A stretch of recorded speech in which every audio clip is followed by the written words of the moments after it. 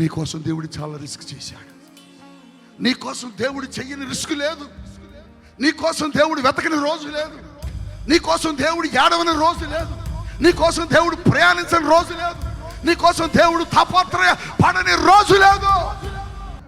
నిన్ను రక్షించడానికి కూడా అనేక మార్లు రిస్క్ చేశాడు.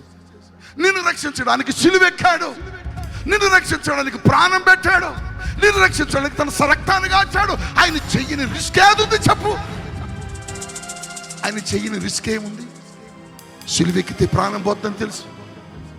రక్తం కారిపోతుందని ప్రాణం పోతుందని తెలుసు. ఆయన కొడతారని తెలుసు. ఆయన చంపుతారని తెలుసు. పిలాతు అంటున్నాడు, యేసు నా మాట వినవయ్యా, నేను వదిలేస్తా, నాకు అధికారం ఉంది. నేను చెప్పినట్లుగా నువ్వు ఒక్కసారి నేను తప్పిస్తా అంటే ఏం మాట్లాడలా. నువ్వు చేయబోయేది చాలా రిస్క్. యేసు ప్రాణం పోద్ది, సిలువెక్కిస్తారు. నీకెందుకు ఇంత రిస్క్ వద్దు? ఒక్క మాట చెప్పు, నేను తప్పిస్తా. పిలాతు అడుగుతుంటే దేవుడే మాట్లాడలా.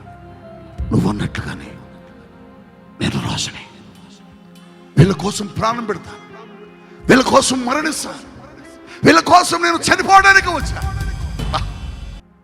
బరబ్బా ఒకరోజు యేసు ప్రభు దగ్గరికి వచ్చాడు. ఏమయ్యా, యేసు ప్రభు అంటే నువ్వేనా? అవును. ఇదిగో ఇట్లరా. ఏంటి? యూదులు, ఈ రోమా వాళ్ళందరూ ఉన్నారు చూసావా, మా డాడీని చంపేశారయ్యా దొంగుడని. మా డాడీని చంపేశారు వీళ్ళందరూ, రోమీలు. నిన్ను కూడా చంపాలంటున్నారటగా. చంపాలనుకుంటున్నారే? ఓ పని చెయ్యి, మా నాన్న చంపి నాకు వాళ్ళు శత్రువులు అయ్యారు. నిన్ను కూడా చంపాలనుకుంటున్నారు, నీకు కూడా శత్రువులే. నేను ఓ పని చెప్తాను, చేస్తావా? ఏంటి బరబ్బా చెప్పు. ఇదిగో నాకు మాట చేస్తానని చెప్పు అంటాడు. నాతో నువ్వు కలిస్తే మన ఇద్దరం కలిసి ఆ రోమాలను చంపేద్దాం. నాతో చేయవే, నాతో చేయగలపంటాడు. నీ శత్రువు నా శత్రువు ఒకడే, ఆ రోమాధికారి. వాడిని చంపేద్దాం. బరబ్బా, నీ కోసం చేతిలో చేయి వేయలేను, కానీ నీ కోసం ప్రాణం పెడతా. ప్రాణం పెడతాడు. చెయ్యి, ఇద్దరం కలుద్దాం. నీ చేతిలో నేను చెయ్యి వేయలేను, కానీ నీ కోసం ప్రాణం పెడతా. బరబ్బా అన్నాడే, ఏం మనిషివై నువ్వు, వెళ్తానా లేను, వెళ్ళిపోయాడు. ఏదో ఒక దొంగతనం కేసులో బరబ్బాని తీసుకొచ్చి జైలు వేశాడు. యేసు ప్రభువును కూడా అదే రోజును తీసుకొచ్చి సిలువెక్కించడానికి నిలబెట్టారు. నా మాటలు బాగా వినాలి. ఇది ఇసక్క నిలబడితే పిలాతు అడుగుతున్నాడు, ఏ బాబు, మీకు యేసుని విడుదల చేయాలా, ఆ జైల్లో ఉన్న వాళ్ళు ఎవరిని విడుదల చేయాలని అడుగుతున్నారు. బరబ్బా తెల్లవారితే సిలువెక్కాలి.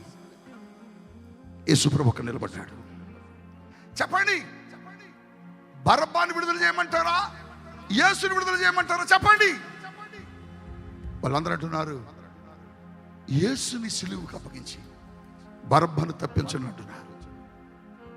యేసయ్య యొక్క మాట చెబితే బరబ్బా సిలువ ఎక్కాలి, యేసు లోపలికి వెళ్ళిపోవాలి, ఇంటికి వెళ్ళిపోవాలి. కానీ మాట్లాడలే యేసు ప్రభువారు.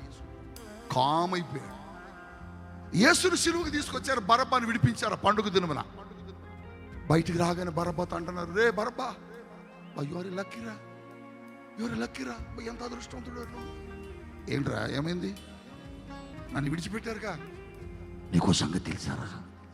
ఏంటి? జస్ట్ మిస్రా. యేసు ప్రభు కనుక నోరు తెరిచినట్లయితే నువ్వు సిలువెక్కుడురా, ఆయన బయటికి వెళ్ళిపోయాడు. అవునా? ఏమన్నాడు అంటే, నీకోసం నోరు తెరవలేదు అన్నాడు. ఆయన నోరు తెరవలేదు కాబట్టి నువ్వు బయటకు వచ్చావు, ఆయన సిలువెక్కాడు. ఈ మాట చెప్పగానే గుండెలు పగిలిపోయేలా ఒక మాట గుర్తొచ్చింది బరబ్బాకి. బరబ్బా, నీ చేతిలో చెయ్యి అయితే వెయ్యను, కానీ నీకోసం ప్రాణం పెడతానన్న మాట వెంటనే బరబ్బా పిచ్చివాడులా కేకలు వేస్తూ యేసు యేసు యేసు అనుకుంటూ యెరూషలేము వీధుల్లో ఎక్కడున్నాడు పరుగులెత్తుకుంటూ కల్వరి సిలువ దగ్గరకు వచ్చేటప్పటికల్లా కల్వరి మీద బరబ్బా స్థానములో యేసు సిలువలో వేలాడుతున్నాడు. బరబాటున్నాడు, నన్ను తప్పించి నా స్థానంలో నువ్వు సిలువెక్కావా? గుండెలు బాదుకుని ఏడ్చి ఒక బరబ్బా ఏమయ్యాడు తెలుసా? ఒక స్వార్థికుడయ్యి బరబ్బా దేవుని కోసం హతసాక్షి అయినట్లుగా చరిత్ర చెబుతా ఉన్నది. దేవుని కోసం తెగించే మనుషుడుగా ఉంటే దేవుడు నీ జీవితంలో గొప్ప కార్యాలు చేస్తాడు.